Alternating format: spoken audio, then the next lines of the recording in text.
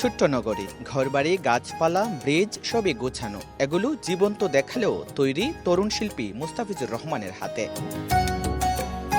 ছাত্রাবস্থায় arts কলেজে ছবি আঁকার পথ চলা শুরু করেন মুস্তাফিজুর। চাকরি করেছেন বিভিন্ন জায়গায়, কিন্তু সৃষ্টিশীল কিছু করার টান অনুভব করতেন সবসময়। 2020 সালে করোনার সময় শিক্ষকতা ছেড়ে মিনিয়েচার তৈরিতে ঝুঁকেন তিনি। মিনিয়েচার বা ক্ষুদ্র আকারের এই ব্যতিক্রমী শিল্পকর্ম তাকে এনে দিয়েছে পরিচিতি। তার হাতের জাদুতেই মাসে আয় হচ্ছে লাখ টাকা।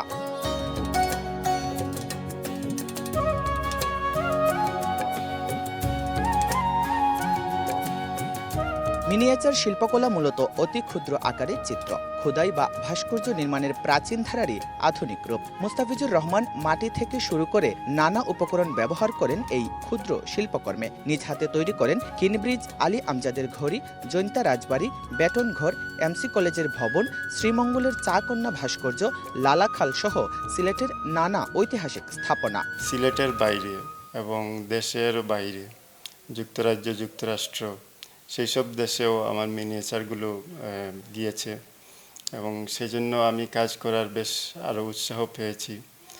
তো এটা আমাকে বেশ কাজ করার আগ্রহ সৃষ্টি করেছে।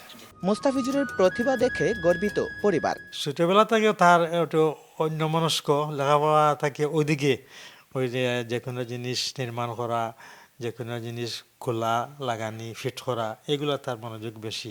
সরকারি সহযোগিতা পেলে এ ধরনের প্রতিভার আরও বিকাশ ঘটবে বলে মনে করেন স্থপতি ইনস্টিটিউটের নেতারা। সুমনের জন্য যদি আমাদের এই শহরেরই বিভিন্ন প্রতিষ্ঠান, সরকারি প্রতিষ্ঠান থেকে যদি তাকে সাহায্য সহযোগিতা করা হয়, তাহলে সে তার যে চিন্তা এবং তার যে কাজ, এই কাজের ব্যাপ্তি আরও বাড়বে। মুস্তাফিজুর রহমানের মিনিয়েচারের দোকানটি সিলেট নগরীর মেজরটিলা এলাকায়।